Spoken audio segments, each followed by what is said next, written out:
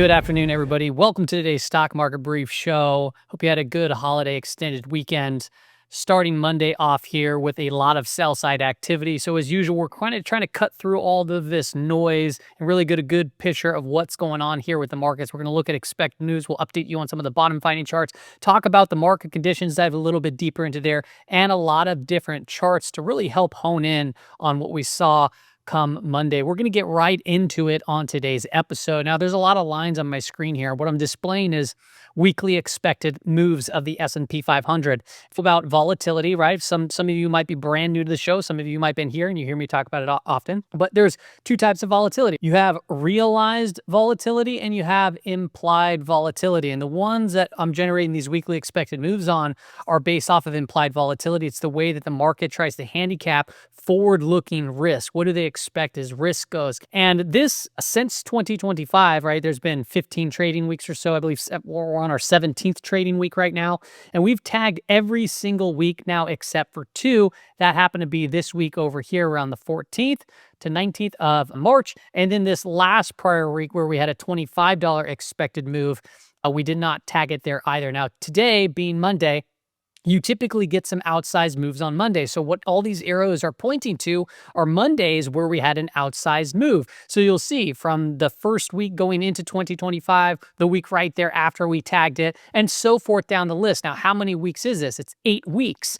And how many weeks are we trading currently so far from the beginning of 2025 to where we are now? That's 17 weeks. So what does that equal? 8, right? Into 17, that's about 50%, right? 47%-ish to be exact there. So almost half the time, we're seeing the exaggerated moves take place on a Monday. It panics people, freaks people out, and there's typically some sort of news or narrative to help drive this stuff. So we'll update on the daily expected moves, kind of walk through what we may see happen. You can see we've actually typically when we tag it, you kind of can reverse from those levels. This week over here, we went down lower and we still closed at the weekly expected move. Over here, we actually broke from it. Here, we actually reversed higher. Here, we reversed higher. Here, we tagged to the upper, reverse lower, and then over here, we kind of went sideways there too as well. So it's very common to kind of doodle around these weekly expected moves. So what's kind of causing all of this dramatic move here on this Monday? Well, we have Trump kind of attacking Powell and demands rate cuts to be cut at a faster rate, or he's going to be behind the curve on it. So we're getting news around that, creating a lot of uncertainty. We had Huawei come out about a new AI chip, which caused NVIDIA to come off. At least that's the narrative there, about 4.5%. We had Goolsbee out today too as well, saying that short-run inflation expectations are up, but not the long run. And we also have some news around China vowing retaliation against countries that follow the U.S. calls to isolate Beijing. If you take a look at the Fed Watch tool, you can see that the market's still pricing in about 4 rate cuts. We'll see if this changes and shifts. The yield curve has steepened, so the short end came down, the longer end came up, which is causing the yield curve to steepen here. The 10 and 2s is what I'm looking at, and then this one is the 10-year, 3-year. We had the dollar drop pretty significantly, down another percent today. If you actually look at the RSI, we're getting a 23.08 reading. This is kind of where we last seen that was August of middle of 2024, but I don't even know if we actually tagged that low, so it might go back a little bit further. But even so, we saw a dollar bounce right there. So we could be in the area where we start to see a dollar bounce. So it's going to be interesting to know what's been correlating with the markets with the dollar positively and negatively. Now, if you look at it from a weekly perspective, this is the lowest RSI reading that we've seen since 2018. And even from that point, we did see a little bit of a bounce there in the dollar. Now, as the dollar comes off, gold has been doing really well. It was up 3% today. Some might look at this and say it's going parabolic. And I'd say this is somewhat of a parabolic nature. As you can kind of see, the trend lines have been getting more and more parabolic here in nature. So when you see these type of moves, yeah, if you're chasing up in these areas, yeah, be very careful. I mean, we're not too far from 3,500, so maybe that could be a big roundy type of number that you can pay attention to. But there's going to come a time where this ends up collapsing at who knows how much that might look like or what that'll look like, but it could very well base out for multiple months, create a new base, or come in significantly more, as we've seen throughout history with the price of gold. Crude oil, right, sold off extremely hard. We bounced back today. Well, we sunk off about 2% or so, and we're kind of just doodling around here, flagging out. So not much there's changed in crude oil. There has been a little shift in crypto. You can see we got really tight over here on Bitcoin, and we started to come out of this little pivot today. So a lot of this uncertainty, where are investors running to? Where are they driving to? Well, out of dollar apparently into some other currencies, right? We did have some big markets obviously close today for Easter Monday, and UK. And you can see Bitcoin did pop up back up to the 200-day moving average. We're back above the relative strength line here, is back above the EMA 50, which is Bitcoin relative to the S&P 500. And we're seeing a little bit of strength coming to Bitcoin. Is this going to lead us to something bigger? Perhaps. Well, I like to look at the Sailor to Shift tool over here where I measure and map the rate of change between Bitcoin and gold. I look at the 4 weeks rate of change. We have not had an official signal yet. And what comes after the signal? The trigger. So we're still early, but the rate of change has been picking up. I know some people like to front run that. Well, it's starting to work in that direction now. So maybe perhaps in the near future, we can get a crossover. It could be pretty bullish for markets. Now, the market came off today. Everyone panics, right? But really just came into what the market expected for the week, at least as it did right now. We still have a lot of time left in this week.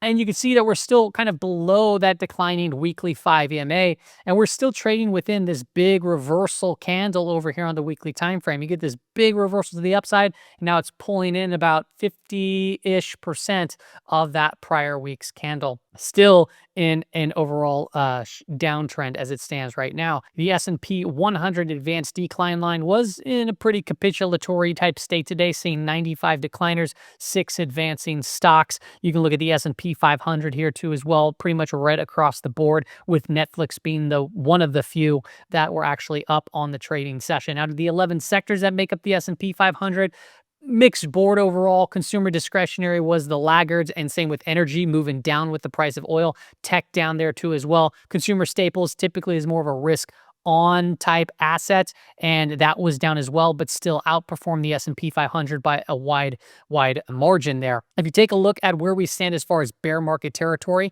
the Qs did come back down into that red shaded area, which is 20% off of the high to where this is right here. So that's Wall Street's definition, I guess, of a bear market territory. IWM is well within bear market territory, and we're floating down there. That dashed line is the quarterly expected move. The solid line is the monthly expected move here for April. S&P 500 is floating around the quarterly expected move, and we're not in bear market territory in the S&P 500, but let's be real, this type of volatility typically happens in what?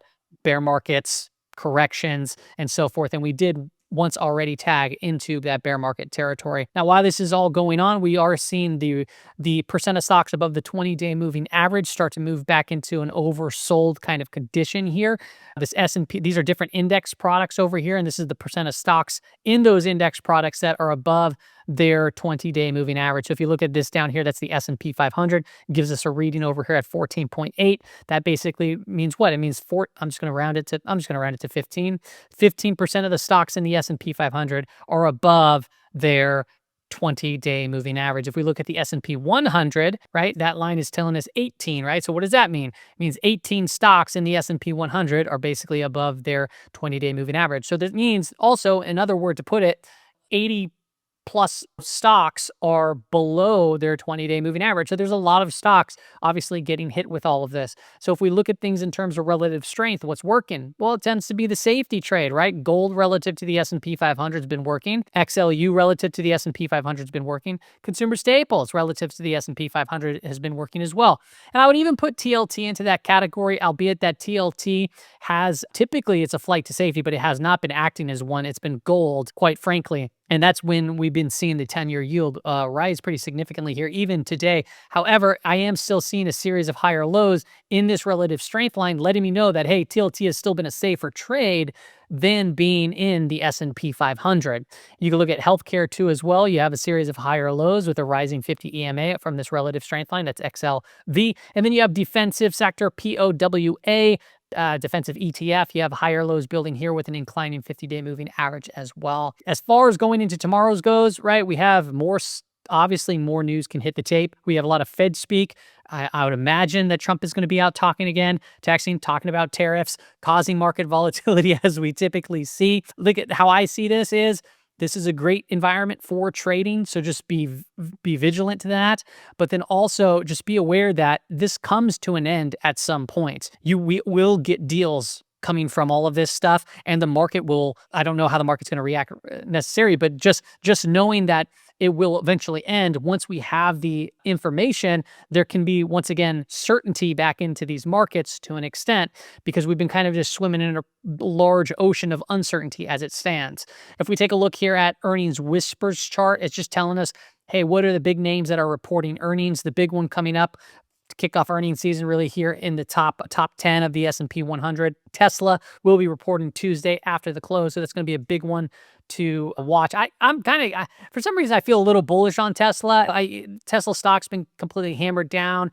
Elon Musk, right, has been over at Doge. I feel like that's going to be ending soon. Maybe he announces something about that and coming back to Tesla. So there could be a couple of things that happen here. So I'm leaning a little bullishly here on Tesla, but I'm not really willing to risk the biscuits, if what I'm saying here, given the current context of all these markets. As far as the remainder of the week goes, we do have Michigan consumer sentiment on Friday. You'd think that these things don't really move markets, but they have been. So just be aware that we got a big calendar worth of stuff. We got earnings stuff coming out, right? We get existing home sales, durable goods are the more tier 1 type stuff. We get some PMI flash numbers on Wednesday. And like I said, coming into tomorrow, we get a lot of Fed speak. Let's take a look at the current market conditions to get a good idea as to why the market's moving the way that the market is moving.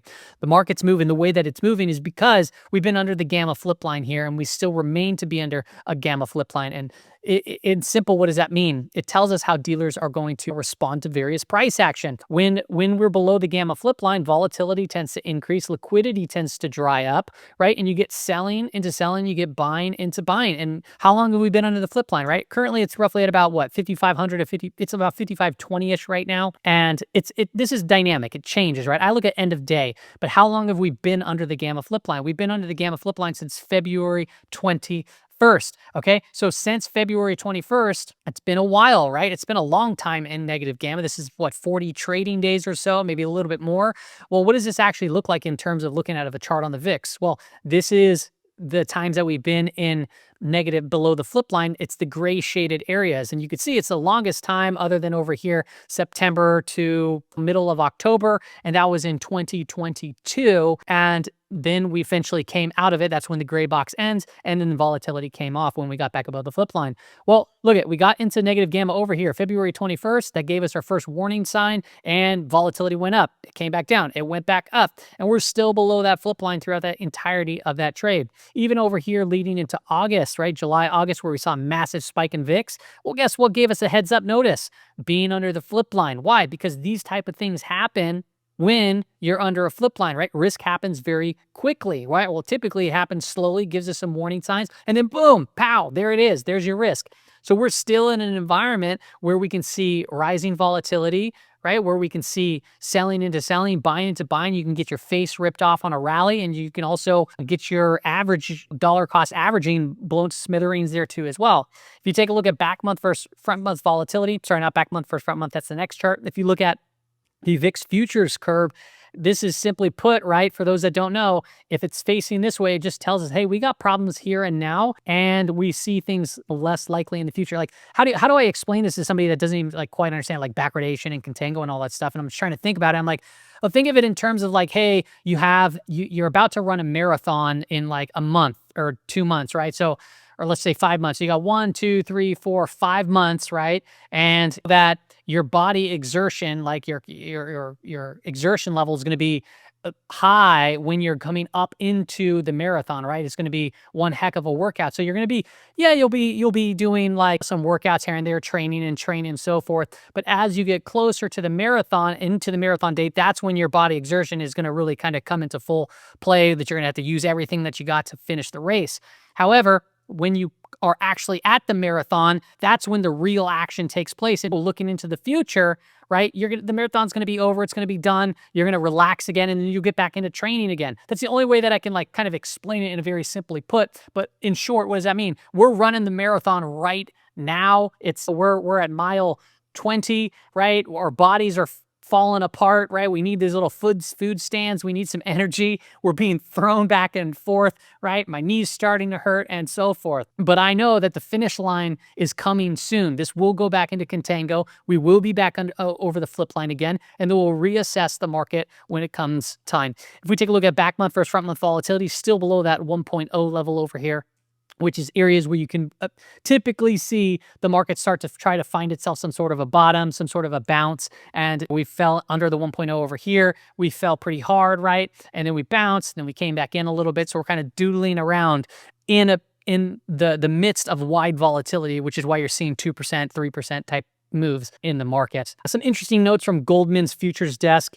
They were talking about the CTA model over here, and they said that they estimate the systematic macro rebalance is now effectively complete. They do say that the baseline position is relatively neutral to slightly long, and we've been kind of talking about that, talking how CTAs within the next week and the next month in a flat tape, up tape, down tape, right? In pretty much all scenarios, they're going to be buyers, and it doesn't mean that they're necessarily big buyers, but they will potentially flip to being buyers. That means if we start taking out key levels above us, they can really turn on the systems to start being big buyers. And we just haven't seen that quite yet. However, if you do look at CTA positioning here, this is a chart from Gamma Lab, by the way.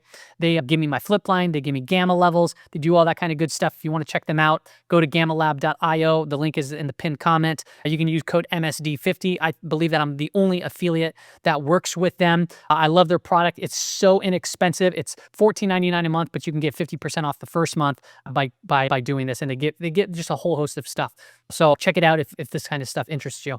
Okay, so as I stated about CTAs becoming buyers, you can see that they're starting to level out here, right? It was basically pure sell side, well below zero, significant selling, adding to the selling pressure. But now what are they? They're becoming slight buyers as it stands right now. And if we maybe start taking out some key levels above us, that could be a positive sign. However, we're not really in an oversold condition yet relative to gamma, right? So if you take a look at a SPX net gamma versus spot, what I'm looking here is the gamma flip line, which is at 55.28, at least it lists it right here. I don't know if I updated that. And then you have the current price over here of the S&P 500, and you start to see it kind of level out in and around this area.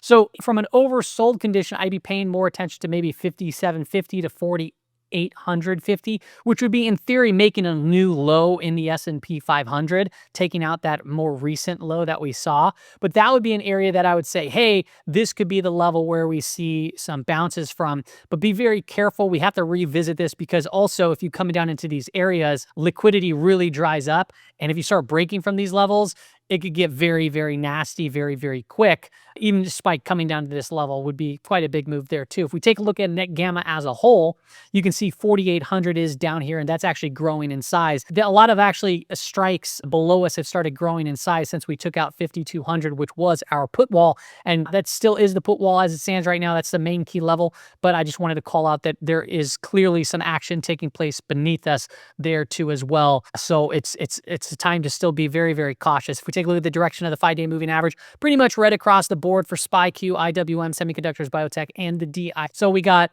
under the gamma flip line, right? We're below these 5-day moving averages. This is where you see selling into selling. You see buying into buying, which means what for the trader slash investor slash swing trader? It means that in these conditions, since volatility increases, you can typically go smaller positions, wider stops, okay, for maybe swing trading. And then for day trading, it's typically in and out a little bit quicker because you get some more two-sided trades throughout the day. So that's kind of how I approach and how I look at these conditions. My strategy has to change given the context of market conditions, being the gamma flip line, the direction of the 5-day moving average. Are the two things that I look at, right? Below a 5-day moving average, below gamma flip line, I become more of an active day trader. And if I'm swing trading, I'm fading very strong moves to the downside and or to the upside, okay? When we're above a gamma flip line and we're above a rising 5-day moving averages or the flat and kind of trailing up a little bit, that's when I become more of an active swing trader and I could put on some more size, leave my positions going a little bit. And that's the environment that I prefer, but that's not the environment environment that we currently have right now. Let's take a look at expected news for the market. Day one, right? Monday, as we've seen, these outsized moves, they happen on Mondays. They've been happening on Mondays about 50% of the time this year. And we came back into this area. We tagged that weekly expected move to a T, brought us back to the quarter to date expected move, and we're well underneath April's expected move here too as well. If we take a look at SPY on the 15-minute time frame, what do we see going on? Just a series of lower highs and lower lows at this time. We're below a 5-day moving average, right, that we just discussed, starting to roll over too. As far as the expected moves for tomorrow's trading session go, I gave you some zones here from about 503 to 506 here to the downside. So that could be a level of interest to watch for if price were to come down into these ranges and potentially play it back into the upper lower weekly implied move. If we start moving to the upside, we're still below the declining 5-day moving average. And there's also a blue line there. That blue line is the month to date / quarter to date anchored volume weighted average price. Amongst other things, we do have a gap over here. We have a gap above us, and we even have a gap even further above us up here too as well. So we have a lot of open space that we can potentially mark out those levels in the near future when price tries to reclaim those, if it tries to reclaim those in the near future. If we take a look at the Qs, we came down to and around the lower weekly implied move, tomorrow's daily implied move. I have them highlighted on my screen. If you'd like to screenshot that, put those levels on your charts there too as well. But in the shorter term, below a declining 5-day moving average, you see a series of lower highs and lower lows. So it's going to take some time to prove itself. If we can hold above the week to date VWAP, right, and maybe we come down, undershoot it, and then start breaking through it, that opens the door for these higher levels. And I'd like to see something like that, but it'd still be proceeded with caution. So I think it's going to be a more of a time to be a little bit more patient, unless if we get some sort of catalyst that really drives flow and gets this market going in the opposite direction. For now, right, you can look to shorting, right? If we start seeing spikes up and higher, lower highs, boom, you can play into that. For example, right over here, if you're a short seller, this kind of bounced in, the 5-day moving average was declining, and we started to break down, had some follow through today. Today was a very intense day of sell side activity, but it was well maintained within its weekly expectations as it stands in this current moment on Monday. If we take a look at some of the bottom finder charts, I wanted to update you on the Pring bottom fisher. Hey, the blue line is actually starting to reach down into and around the -30 reading. And this is where you can potentially see bottoms. You can find a bottom. The 10-day moving average of it, though, it's still way up here. I like to see both the lines below -30, and it takes a lot to get down there, and it just hasn't done so yet, right? That was the bottom of the 2022 bear market. This was the bottom of the pandemic, and you could see that we're starting to move down here, but it's still got a ways to go. So I just wanted to update you on the chart, but nothing active in the current moment. And you can look at the NASDAQ record high percent index too as well. This one is still not giving us one of those oversold conditions, but I figured I'd just give you a quick update on that chart as well. Overall, everybody, that's all I got for you on today's video. Be careful, be safe out there. If you're looking for somebody with an exact answer as what's going to happen next in the market, you're not going to find them. And if you do find them, they're lying through their teeth. I can guarantee that. Not too many people understand have traded these type of markets before. So you got to be careful and control what you can control. There's only 4 things that we can control. That's what you buy, when you buy it, how much of it you buy it, and when you sell it. You can only control risk. Okay, that's the only factor that we have control of in our portfolios. So it beats out trying to predict these markets and call for whatever to happen. Just focus what's on in front of you, protect yourself, because there will be great opportunities coming out of all of this. See you later.